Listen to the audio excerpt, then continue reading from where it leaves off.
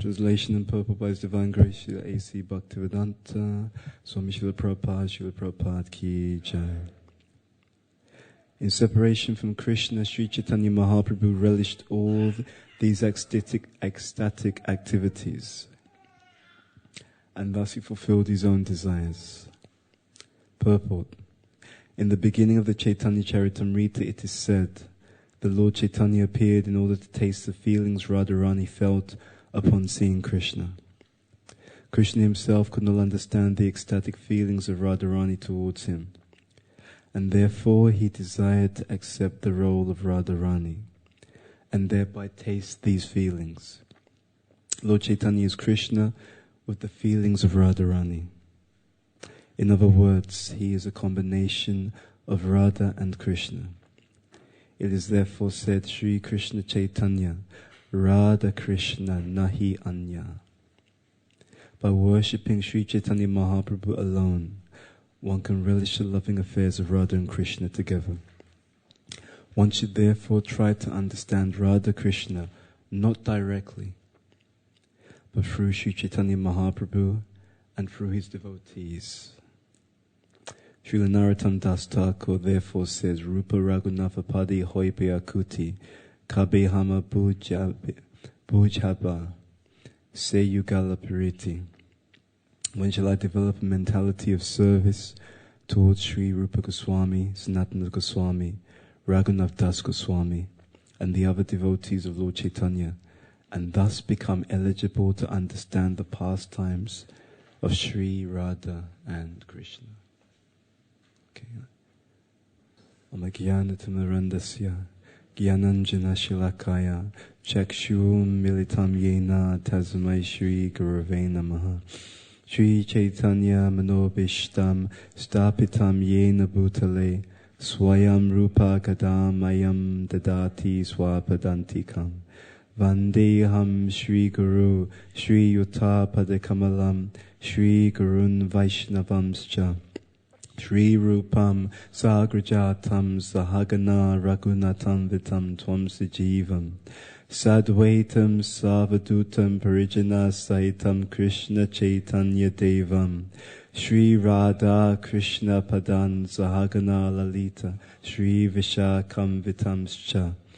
Hey Krishna Karuna Sindhu Dina Bandhu Jagatpate Gopesha Gopika Kanta Radha Kanta Namostate Tapta Kanchana Gaurangi Radhe Vrindavaneshwari Vrishabhanu Sutadevi Pranamami Hari Priye Vancha Kalpatrubhyascha Kripa Sindhubhyevacha Patitanam Pavanebhyo Vaishnavebhyo Namo Namaha. Shri Krishna Chaitanya Prabhu Nityananda Shri Advaita Gadadhar Srivasadi Gaura Bhaktavrinda. Hare Krishna, Krishna Krishna, Hare Hare, Hare Rama, Rama Rama, Hare Hare. Okay, so begging the blessings of all the devotees, especially our seniors, so we can speak something that will be pleasing to the Guru Parampara. Okay. In separation from Krishna, Sri Chaitanya Mahaprabhu relished all these ecstatic activities, and thus he fulfilled his own desires. So it is a fact that it is actually impossible for someone to understand, or let me put it another way. It is impossible for us to understand fully why someone else loves us. Okay? In any relationship, there are different positions. So, when we are in relationship to another person, we're observing the relationship from the inside out. But they are on the outside looking in to us. So it is a fact that no one can fully understand why another person loves them, because you are receiving that affection as the object, not that you are the giver, looking at yourself and looking at how that relationship is taking place. So Krishna is the Supreme Personality of Godhead, with all experience, bar one. Bar one. That which is lacking in the experience of the Supreme Personality of Godhead is exactly the happiness that his devotees experience upon loving and serving him. So God himself has this deficit. There is something missing in his experience. And the realization of that becomes a catalyst for a particular pastime or a set of pastimes. And those pastimes are known as Gauranga Lila.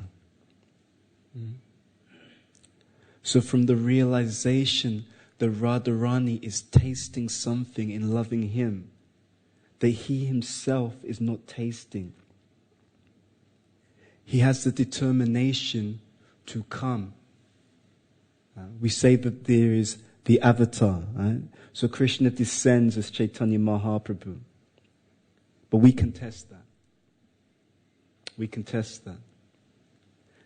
Could it be that according to the teachings of our Gaudiya philosophy, could it be that there is something superior to the position of the Supreme Personality of Godhead?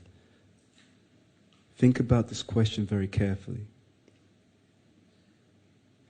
There are many ways that we define the Supreme Personality of Godhead. There are many theological definitions of God. But in one sense, our entire teachings transcend these definitions. Because most of these definitions are limited to the conceptions of awe and reverence. Whereas our definitions within our teachings, they deliberately break through the barriers of that kind of definition. And they push us into a realm where we have to ultimately forget about the position of the individual and really stand in the relationship based purely on the qualities of the individual. And when one shifts that paradigm, when we move beyond positions of reverence and respect, or rather simply understanding on that basis, simply acting in relationship on that basis, and when we come to the conception of rasa, then we are dealing very much with the personality. Prabhupada goes to great lengths when he's asked who is Krishna. He doesn't say God. He goes to great lengths repeatedly to give this mantra. Krishna is whom? The Supreme Personality of Godhead. It's a mouthful. Right? And considering that he's preaching in the Western world, which with people who are already familiar with the concept of God, then the question we have to ask ourselves is, why does he go to such great lengths to emphasize Supreme Personality of Godhead? There are a couple of reasons. One, in emphasizing the supremacy, one doesn't become over-familiar. But when emphasizing the personality, then one comes into the realm of relationship. Where one is now not just understanding the position, but one is entering into a relationship within which one is meant to give themselves. What happens in relationship? When one gives themselves in relationship, they become transformed. If you actually give yourself properly in relationship, it is a guarantee that you become transformed. Why? Because relationship, giving oneself in relationship, is the only activity within which one forgets themselves. It is the only activity in which one lets go of one's self-centered, egotistical self-absorption and all the insecurities which are inspired by being completely limited to the false ego platform.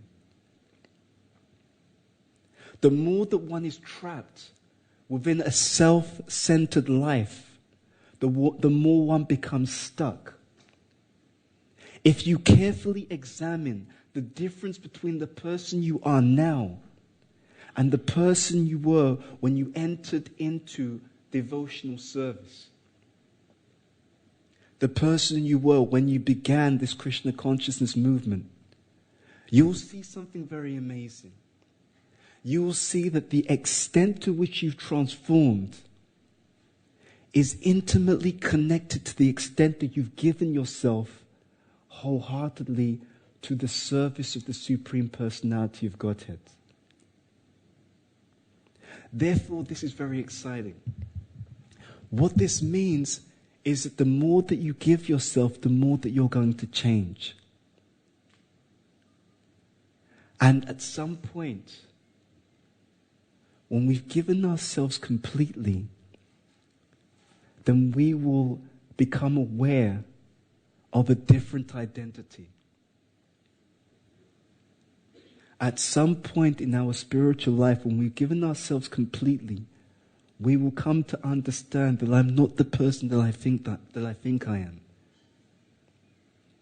At some point in giving ourselves completely, we will realize a different personality, and it will be that personality that is eternally absorbed in the loving service of the Lord on the spiritual platform. And every day and every moment that we give ourselves completely to the service of the Lord, you are transforming. You are changing very, very intimately, even in ways that you may not perceive until a test or obstacle comes, and you will even be shocked at how you are responding differently because you are developing more and more your spiritual nature. So this is very esoteric, and this is at the same time extremely exciting. What is the modus operandi of a devotee? Devotee means one who has given themselves completely in the service of their Lord. And in giving themselves completely, you have become a different person. So whenever you feel stuck in spiritual life, whenever you feel concerned that you have the same obstacles, the same anarthas, the same challenges, day after day, month after month, year after year, you have to question, how much have you given yourself over to the service of the Lord? Because what you cannot overcome, in giving yourself to the service of the Supreme Personality of Godhead, He will overcome it on your behalf. Now, again, we say that the Lord descends, but we disagree. Why? What does He ascend to do? Krishna has understood that Radharani is tasting something that He cannot taste. The nature of the Supreme Personality of Godhead, beyond all considerations of position, is that you're dealing with someone who is intensely loving, intensely selfless, intensely giving. Could it be possible that this same Supreme Personality of Godhead has fundamentally arranged the very nature of reality such that from the beginning and eternally, He has given you a position which is eternally superior to His own? Think about this point carefully. What is the superior position? Is the superior position the position of the master, or is the superior position the position of the servant? Jai Shri Shri Radha Gokulananda ki Jai. Shri Shri Sitaram Lakshman Hanuman ki Jai. Shri Shri Gaunitai Guru Parampara. Srila Prabhupada Tulsi Maharani ki Jai.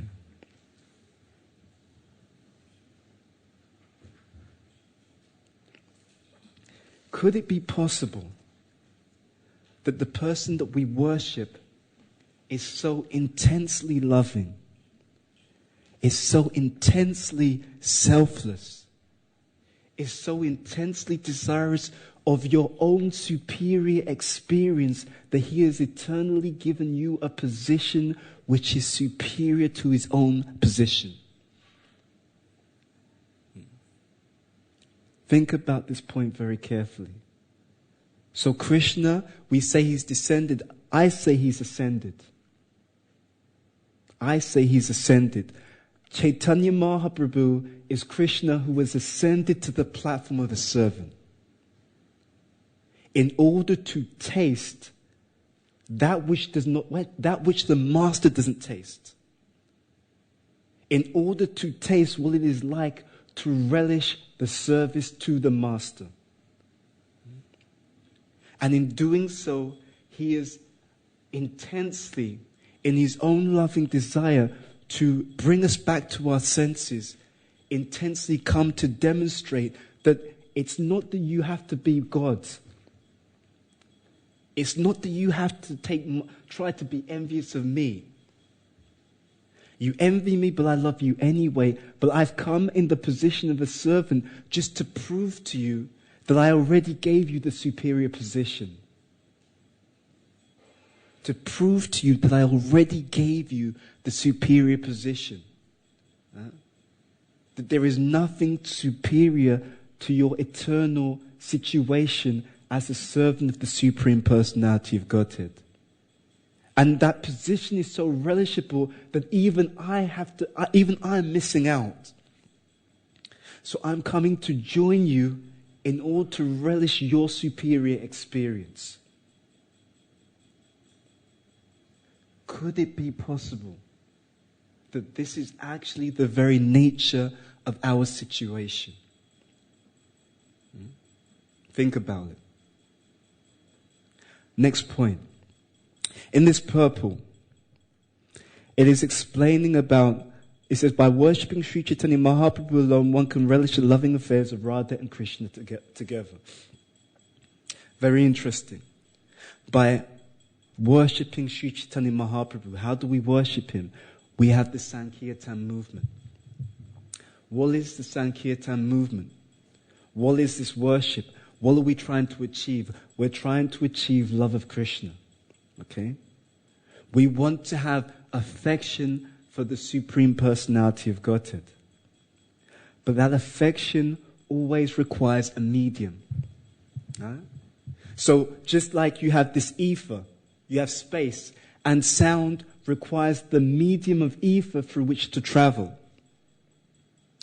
In a similar way, affection also requires a medium. So the question becomes, what is that medium through which the affection that is within your heart can be carried and can be received by the Supreme Personality of Godhead? That medium, ladies and gentlemen, is savor. And specifically, that medium is the Sankirtan Yajna of Sri Chaitanya Mahaprabhu. Something very extraordinary happens with that particular medium. And this is why Prabhupada urges us not to engage in service, but to engage in pure devotional service. Why? Not because it's some kind of lack of enjoyment. It's not actually about renunciation. It is an esoteric fact that the quality of the medium through which you are offering affection to Krishna, it is also the same medium through which you're able to receive and taste Krishna's affection as it's being reciprocated by your service. So when your medium is very pure, then you can really experience here, well, it says, these ecstatic activities. Your devotional service is always ecstatic. But you may not be receptive or sensitive to the ecstasy. You understand? Just like you have a disease, so you eat something. Because you're in a disease condition, that thing that you're eating is constitutionally sweet. But your experience of what it is, that's something very, very different. So what we're trying to do in this Krishna consciousness movement is repair our receptivity. You understand? Because right now, we're not tasting the true nature of devotional service. Our ability to relish, that is impaired. So what we're trying to do in this devotional service is to repair that ability to relish. And how do you do it? You fix the medium. You repair the medium. So you engage in service, but you engage in service very purely, very sincerely. As that medium is repaired, as the medium is fixed, then as you're giving and as you're experiencing, the quality and the nature of what you're experiencing in your devotional service, it starts to transform. And therefore, in engaging in service, in engaging in the archanam, engaging in the kirtanam, the shravanam, you start to experience the full-blown and original nature of devotional service. You start to experience the ecstatic activities, which is the constitutional flavor and the original nature of devotional service. So it's all about experience. It is all about experience. You need to ask yourself, we need to ask ourselves, how much ecstasy can you handle?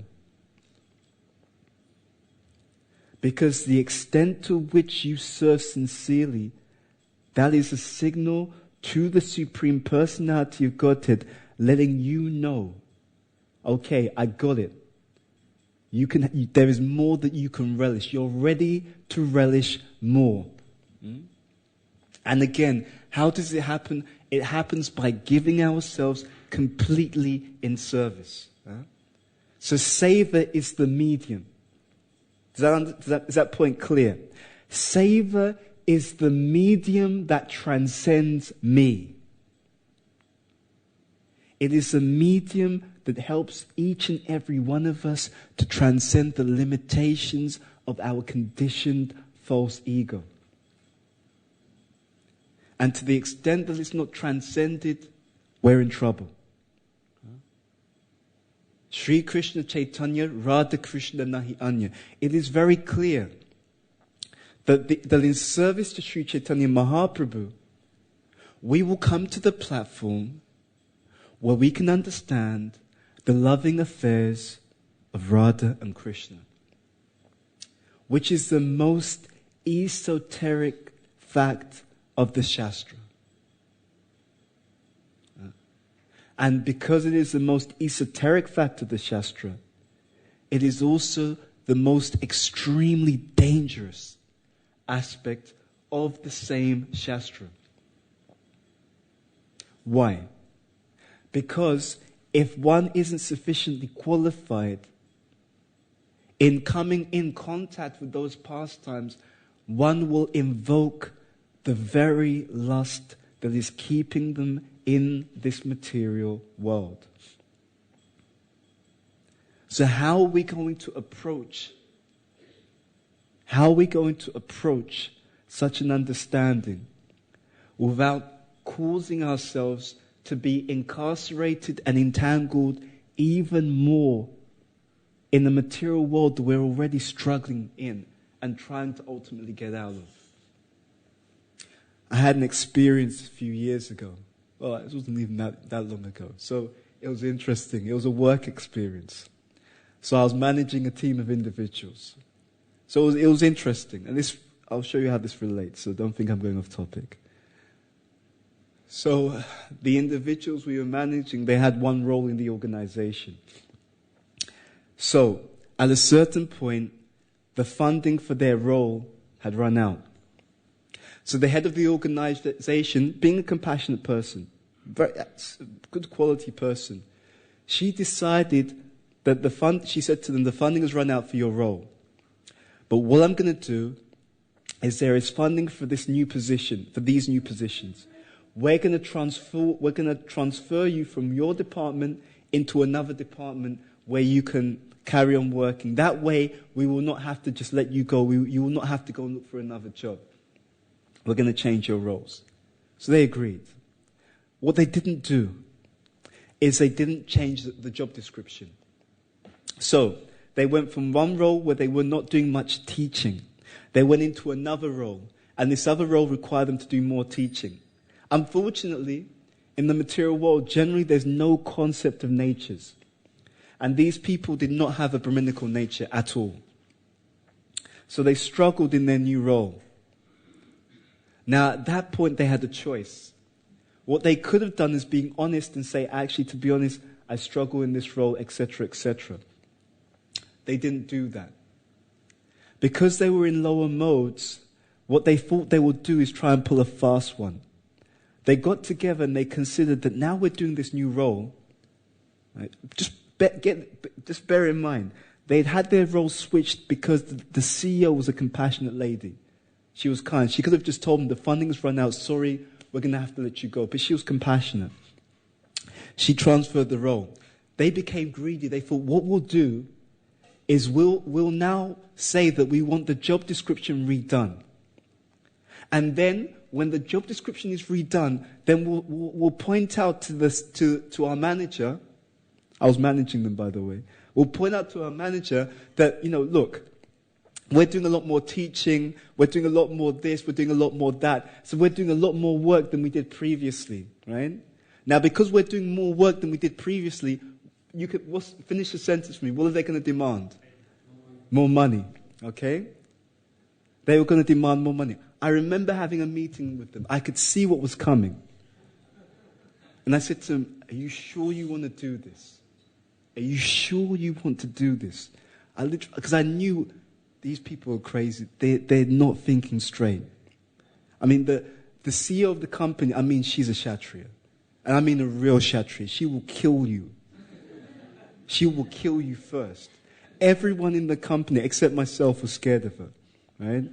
I knew she was a Kshatriya because I could just see the qualities. But she was a very good Kshatriya. So I knew there's nothing to be scared of. This person is so dharmic. But everyone else was scared. Right? So I knew what was coming. Are you sure you want to do this? But they did not make a proper consideration. Right? So they kept pushing. Okay, fair enough. Right? So what happened was the CEO was alerted to the situation. She thought about it. She agreed. You're absolutely right. You're doing a very different role. You're completely correct. We must redo your job description. So what did they do? They redid the job description. Okay, this new role that's different to your previous role. This role, you'll have this responsibility, that responsibility done. So they did the job description, and then they called everyone in to a meeting. Okay, so thank you, and we completely agree with you. You're absolutely right. Yeah, you have had a difference in job, in role, and you are doing many different things. So what we've done is we've created a new job description. Oh, and by the way, now each and every one of you have to reapply for your job. Right?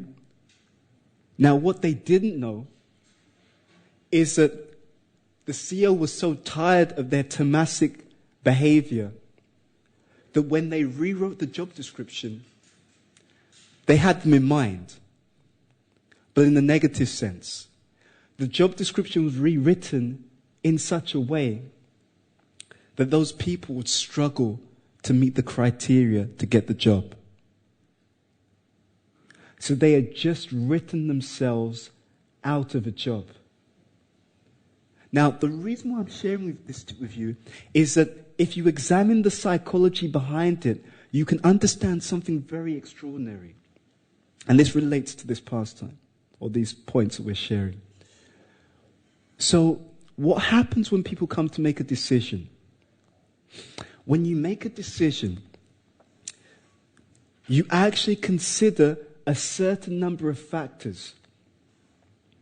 Okay? You bear in mind a certain number of points. And then having considered those points, you then come to a conclusion which causes you to act. Now, as the consciousness goes into a lower mode, right? As you go down from goodness down to passion or down to ignorance, the amount of factors that you consider actually also shrinks. In other words, as your consciousness goes down into a lower mode, the field of Sambandha Gyan, the number of things that you consider when you're making a decision, actually shrinks. So therefore, people in lower modes will reach negative or ill thought out conclusions because the actual lower mode restricts the consciousness. It restricts the intelligence, and therefore it doesn't allow them to consider other essential points, which people in a higher mode would have considered, which would have led them to lead or to make a greater conclusion. Does that make some sense? Yeah? So it's like, if you're in a lower mode, you can't see everything that's important. So you make a decision based upon 2 factors, but you don't see that there's another 10 that you should also consider before making your decision. Do you get the point? So what these people did, because they had a lower mode, they couldn't see everything that was going on. They couldn't bear in mind. No, don't you know the sea's Kshatriya? Or don't you know that she's going to be able to see through what you're doing? Are you sure this is a good idea? Don't you know that you've been underperforming? So if you underperform and now you start throwing a tantrum demanding more money, do you think that they're going to actually say yes? Or do you think they're going to try and get rid of you? They didn't consider the factors because they were blind.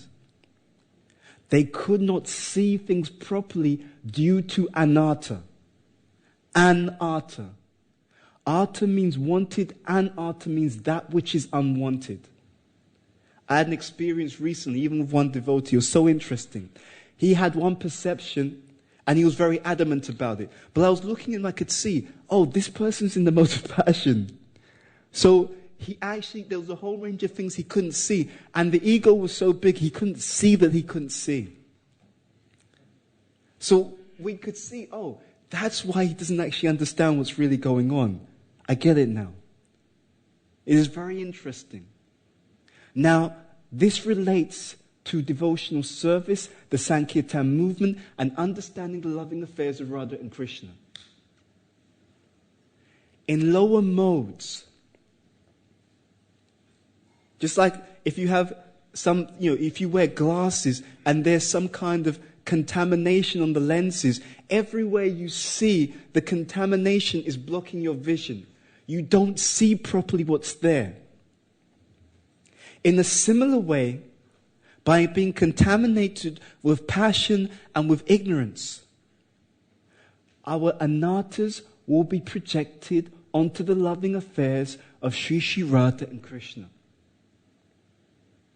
By being contaminated with the lower modes,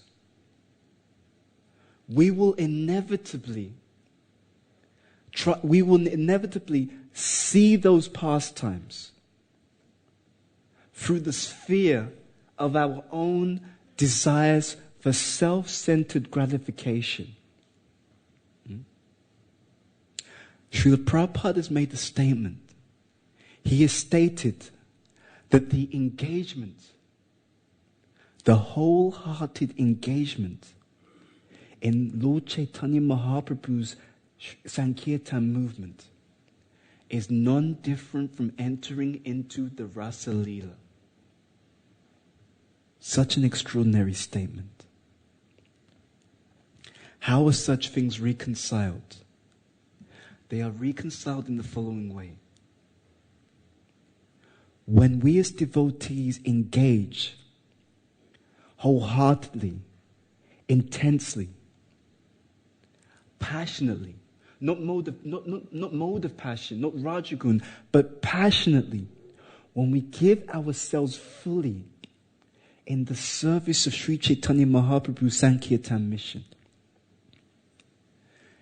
every aspect of that engagement is constructed. If we engage in it sincerely, it is constructed. Not coincidentally, but consciously by Sri Chaitanya Mahaprabhu himself, to work through each and every last anatta that exists within the heart of the practicing devotee. He is constitutionally inspiring and designing every facet of your engagement in the Sankirtan mission to work through every single anatta in the heart to take you out the other side of that same Sankirtan movement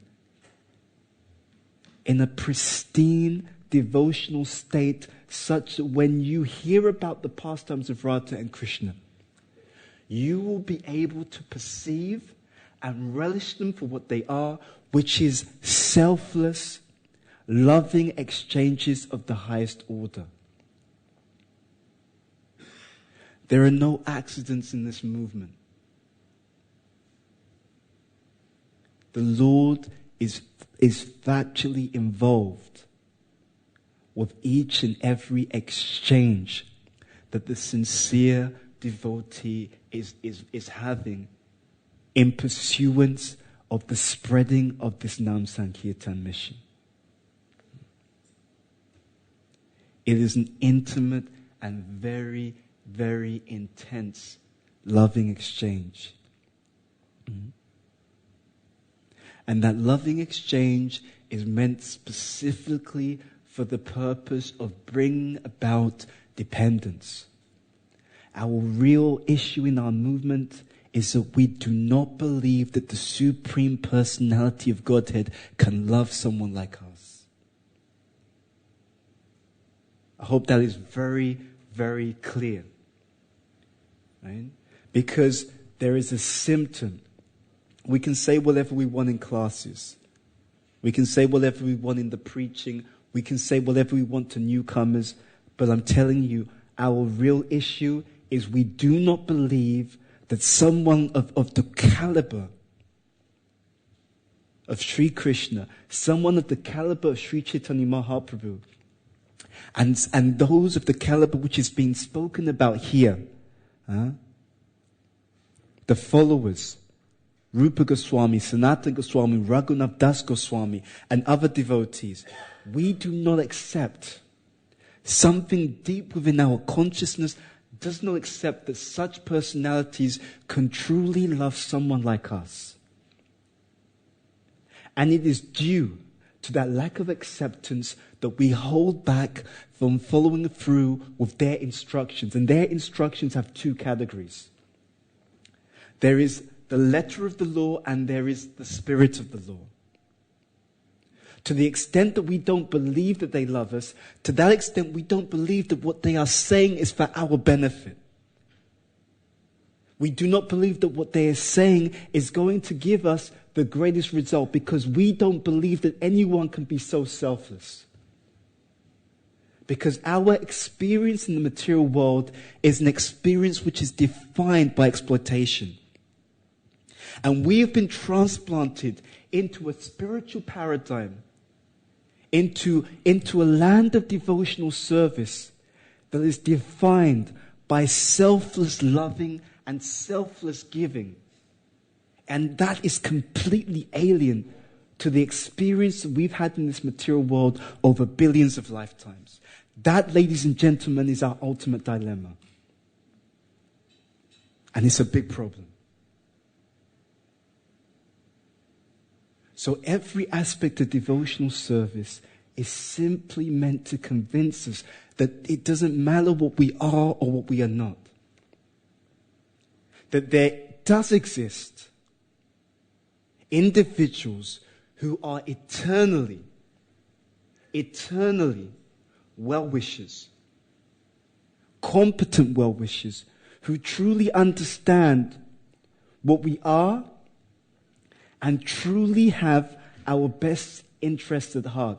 And to the extent that we accept that, to that extent we as devotees have faith. To the extent that we have faith, we surrender. Surrender means literally to follow in on the plan of someone who actually cares for you and who's given you instructions which are purely for your best interest. So the material paradigm is a paradigm defined by exploitation. The real spiritual paradigm is a paradigm that is defined by love. So we're caught trying to make a transition from one paradigm, which is very painful, to another paradigm, which is very blissful. But it takes a lot of convincing to move an individual from one state of existence to another state of existence. And this is the mission of the Lord and his empowered representatives. So how are we going to make a change? There are a number of ways. One of the means by which we can make a change is by looking to see how the Lord cares for his devotees. And there are many examples. Why are there many examples? Here it speaks about following and knowing the Lord through his devotees. There is such variety of examples, isn't it? In the Shastra, you meet so many different types of devotees. Why? It is another dispensation of the Lord's heartbreaking love for his living entities. He gives examples of how he cares for so many different types of devotees just because he knows that for each and every one of us, based upon our conditioning, there is some example, there will be examples in the Shastra that we can relate to. That we will find examples in the Shastra that we can relate to. Oh, Krishna even looked after this devotee. I can relate to that devotee. You know, I can see something of myself in that devotee. Oh, and if he's able to be loving and kind and deliver that type of devotee, maybe there's hope for who? There's hope for? That's the point. Think about it. You'll sometimes look at this movement and you'll think, how the hell did such a variety of people all come to the lotus feet of His Divine Grace Srila A.C. Bhaktivedanta Swami Srila Prabhupada?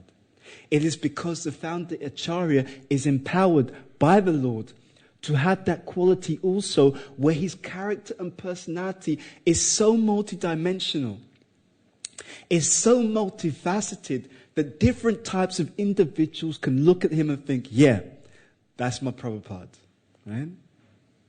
I can relate to Prabhupada. I like this personality, right? So your kind of rough, tough, so let's give an example. It's like you have the Pandavas, okay? Okay. So imagine someone in this temple, their background, they're kind of like, you have your kind of like, street tough, East End kind of, guy with tattoos, kind of big, the guy comes in the room like, what's going on? The kind of rough and tough guy, okay? So he comes and he hears about the Pandavas. Out of the 5 Pandavas, who does he relate to? Bhima, right? So for him, Bhima, that's my man, right? Okay. For the Brahmanas, they're kind of very exalted, upright, everything is done perfectly, paka, it's all about the Shastra, everything is done according to Dharma. For them, when they look at the 5 Pandavas, who's the man? Yudhishthira. Okay. For the ladies, look at the 5 Pandavas, who's the man? Arjuna. You understand the point? That myriad of personalities is there so that no one can escape from finding someone they can relate to. Krishna delivered them. They're Krishna's devotee. Oh, maybe he will also help me. And then you will study the interactions and the exchanges, and you will see how these people are being delivered. And it will give you some impetus of faith. You will make some step, and you will see when you make that step, on the condition that the step is made sincerely, your receptivity to Krishna's reciprocation will increase. But let's be very clear, He's always reciprocating. There is never a time that Krishna did not love us. And there is never, therefore, a time that Krishna does not reciprocate with the service of the devotee. What we're trying to do is to be receptive, to be sensitive to be able to pick up, wow, Krishna's reciprocating. I had an experience I'll share with you. So, it's so interesting. If you read, one of the most ecstatic things is to see how Krishna's trying to give you some guidance, right? He's trying to tell you something. And if you don't pick up the message, but there's even some small sincerity, he will give you the message again and again and again. And if you don't pick it up, sometimes he'll help you by giving it to you in a bit of a kind of knockout blow. And I think when I do that, usually in class, I was like, yeah, I can relate to that. I remember, I'm still recovering. You know, so my manager said something to me the other day, and I'd heard the same thing again and again and again. So my manager told me, I'm going to the shops for lunch, come with me. So I just walked him to the shop and walked back. And we were in the lift coming back to the office. And so when we were in the lift in the office, and my manager's he's just very dominant. And he just likes to just be very blunt. So we were in the lift. And at one point he was talking about something, because it's the time where you have to get feedback. And he was just giving me what's unofficial kind of information. And then he just said to me something, and it was just like, bang, you know? But I could understand that what he was saying. It was like, I thought, hold on, I've heard that before. I've heard that before from different people. And I could understand, oh, Krishna, do this. I want you to be like this. Now. He was practically insisting. And I thought it was really interesting. If you're able to sincerely follow, and if you understand what we're saying, that this person, these personalities, they are well-wishers, then what you can understand is what they're telling you. If you do what they're actually encouraging and inspiring to do. Of course, the caveat here is if you think Krishna is trying to tell you something, always make sure it's confirmed by Guru Sadhu Shastra. That way it doesn't become a mental concoction. And that way you don't get tricked by Maya. We always play on the side of caution. Is that clear? But that said, if you're able to understand what Krishna wants and you're able to follow it, my God, you hit the jackpot. Because he will arrange things for you. He will inspire you and direct you to do things which are going to be so mind-blowingly auspicious that your entire existence is going to change for the better if you're able to do what he tells you. Because the point that we were making earlier is that this person is a loving individual who actually wants the best for you. So the choice, the decision is down to us. How much ecstasy, how much auspiciousness can you actually handle? Because if you just open yourself up, even just a little bit more to the mercy of the Lord, that mercy is so extraordinarily potent and intense that the Supreme Personality of God himself, he will electrocute you. Death by electrocution. Death by ecstasy. When the pure devotees leave this world, they are in ecstatic, rapturous remembrance of the Supreme Personality of Godhead. And therefore, when they're leaving, they have already become that. They have already prepared themselves for that same paradigm of ecstatic, loving exchanges.